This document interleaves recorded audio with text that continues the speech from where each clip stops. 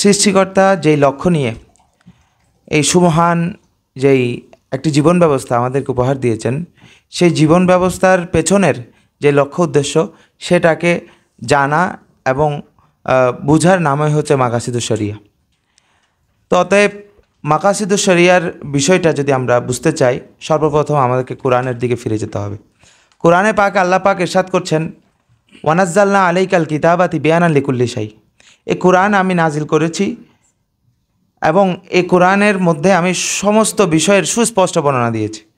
অর্থাৎ কোন বিধান আল্লাহ পাক কেন আমাদের উপরে ফরজ করেছেন, কোন বিধান কেন আল্লাহ পাক আমাদেরকে প্র্যাকটিসের মধ্যে রাখতে বলেছেন, প্র্যাকটিস করার জন্য নির্দেশ দিয়েছেন, সেটার প্রত্যেকটি বিধানের পিছনে এক একটি উদ্দেশ্য রয়েছে। কোনোটা আল্লাহ পাক জাল্লা শানুহু স্পষ্ট করে বলে দিয়েছেন, কোনো বিধানের অন্তর্নিহিত যেই উদ্দেশ্য, সেই উদ্দেশ্যটা তিনি অন্তর্নিহিত রেখেছেন, সেটা আবিষ্কার করার দায়িত্ব উম্মার মধ্যে যে উলুল আলবাবরা রয়েছে তাদের নিকট ছেড়ে দিয়েছেন। তো আল্লাহ পাক জাল্লা শানুহু এই আয়াত নাজিল করার মাধ্যমে আমাদেরকে এটা ক্লিয়ারভাবে বুঝিয়ে দিয়েছেন যে তোমরা যত কিছুরই সমাধান চাও না কেন, সামাজিক হোক, অর্থনৈতিক হোক, রাজনৈতিক হোক, পারিবারিক হোক, সমস্ত কিছুর সমাধান এ কোরআনের মধ্যে রয়েছে। কারণ হচ্ছে কোরআন হচ্ছে তিবিয়ানান লিকুল্লি শাই। ইমাম শাতিবী রহমতুল্লাহ আলাই তিনি বলেন, ইন্নাল কিতাব কদ তাকাররারা আন্নাহু কুল্লিয়াতুশ শরিয়া। কোরআনুল করিম হচ্ছে শরিয়তের মূল স্তম্ভ। ওয়া উমদাতুল মিল্লাহ, এবং মিল্লাতের স্তম্ভ হচ্ছে, উমদা হচ্ছে, খুঁটি হচ্ছে এই কোরআন। ওয়া মানবাউল হিকমা, এবং হিকমার যেই ঝর্ণা, আল কোরআন হচ্ছে হিকমতের সেই ঝর্ণা। ওয়া আয়াতুর রিসালা, এবং রিসালাতের নিদর্শন হচ্ছে কোরআন।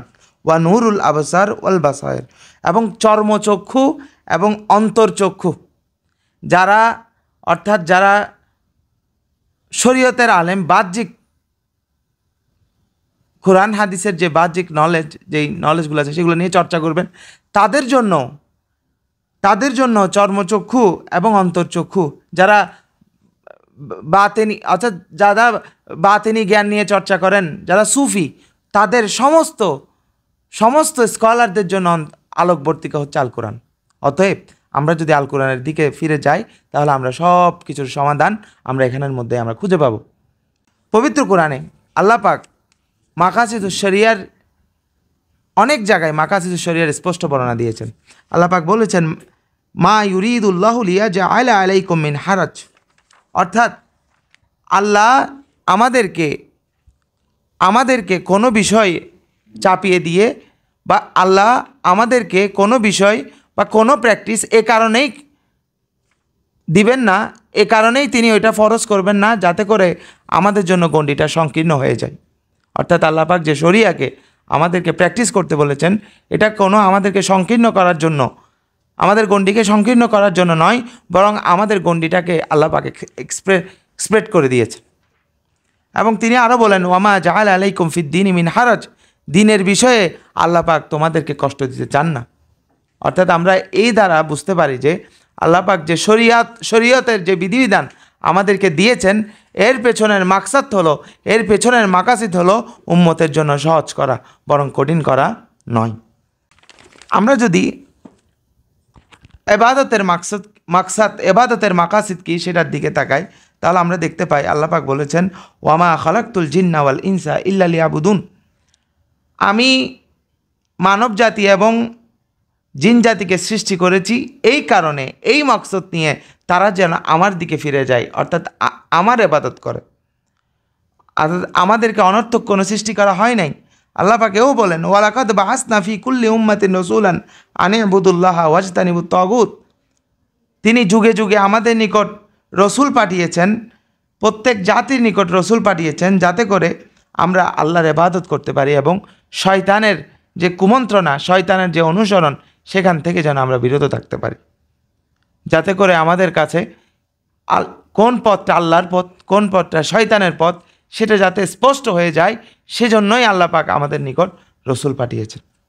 এভাবে যদি আমরা যদি আরও অ্যানালাইসিস করি, আরও যদি গভীর যেতে চাই, তাহলে আমরা দেখতে পাই যে আল্লাহ পাক আমাদেরকে বলেছেন ইন্নাল্লাহা ইয়া'মুরু বিল আদলি ওয়াল ইহসান, নিশ্চয় আল্লাহ তাআলা আদল এবং ইহসানের নির্দেশ দিয়েছেন। ওয়াইজা কুলতুম, যখন তোমরা কোনো কথা বলবে, যখন তোমরা কোনো সমাজের মধ্যে কোনো বক্তব্য দিবে, তখন তোমরা আদল করবে। ফাদিলু, তখন তোমরা আদল করবে। অর্থাৎ আদলবিহীন কথা বলার মধ্যে কোনো বরকত, কোনো রহমত নাই। আমরা যখন কোনো বিচার করব, কোনো কথা বলবো, আমাকে যেন আমার কওম, আমাকে যেন আমার আইডিওলজি যেন প্ররোচিত না করে, সেটার দিকে আমাকে দৃষ্টি দিতে হবে।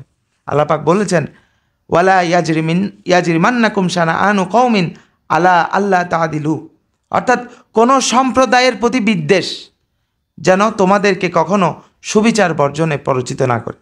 ইজতিহাদের দরজা বন্ধ কিনা? ইজতিহাদের দরজা বন্ধ হওয়ার কোনো সুযোগই নেই। কারণ আল্লাহ পাক যদি ইজতিহাদের দরজা বন্ধ হওয়ার চান্স থাকতো, তবে আল্লাহ পাক সব কিছু কোরআনের করে ক্লিয়ারলি বলে দিতেন।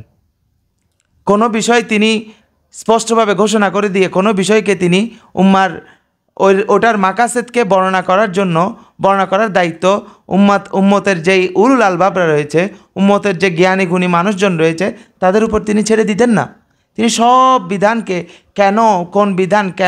কেন নাজিল করেছেন তিনি সেটা উল্লেখ করে দিতেন। কিন্তু উল্লেখ না করার